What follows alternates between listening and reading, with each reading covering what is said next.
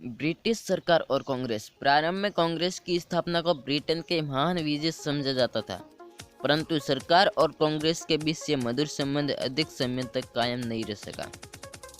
शीघ्र ही सरकार इस संगठन में व्यापित हो गई तथा इससे खतरा दिखाई देने लगा। सरकार ने कांग्रेस को प्रोत्साहन देना बंद कर दिया। सन 1888 ईस्वी के सरकार ने कांग्रेस संबंधित नीति में परिवर्तन हुआ। लॉर्ड डफरिन ने एक भोज के अवसर पर कहा, अब कांग्रेस का झुकाव राजद्रोह की ओर हो गया और संस्था शिक्षित भारतीय का नाम मात्र में प्रतिनिधित्व करती है। 1890 ईस्वी में सरकार ने एक विज्ञप्ति निकाली जिसके अनुसार सरकार के कर्मचारियों को कांग्रेस के अधिवेशन में शामिल होने की मनाही की गई। इस प्रकार सरकार और कांग्रेस के बीच आपसी संबंधों में कटुता बढ़ने लगा। सरकार ने इस बदलते हुए रवैये के बावजूद कांग्रेस ने अपने रास्ते पर चलती रही।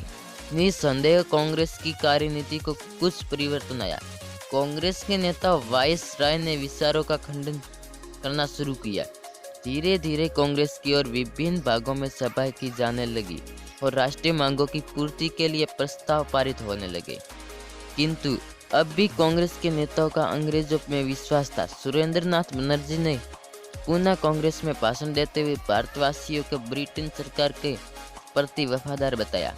इंग्लैंड में भी कांग्रेस के कार्यों का प्रसार तेजी से होने लगा, जिससे कुछ अंग्रेजों ने भी दिलचस्पी दिखाई। ब्रिटिश संसद के सदस्य चार्ल्स ब्रैडला और सर विलियम वेडरबर्न के नाम से इस संदर्भ में विशेष उल्लेखनीय है, जिनके प्रयत्नों के फलस्वरूप सन 1890 ईस्वी में इंडियन पार्लियामेंट्री कमेटी की स्थापना हुई।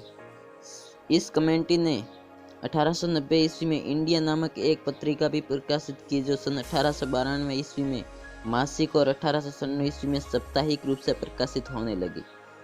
इन प्रयत्नों के परिणाम स्वरूप 1892 ईस्वी में भारतीय परिषद अधिनियम पास हुआ, जिससे भारतीय विधानमंडल में कुछ सुधार हुआ। यह सुधार अधिनियम कांग्रेस के प्रयत्नों का ही प्रतिफल था, परंतु कांग्रेस इसके संतुष्ट नहीं हुई।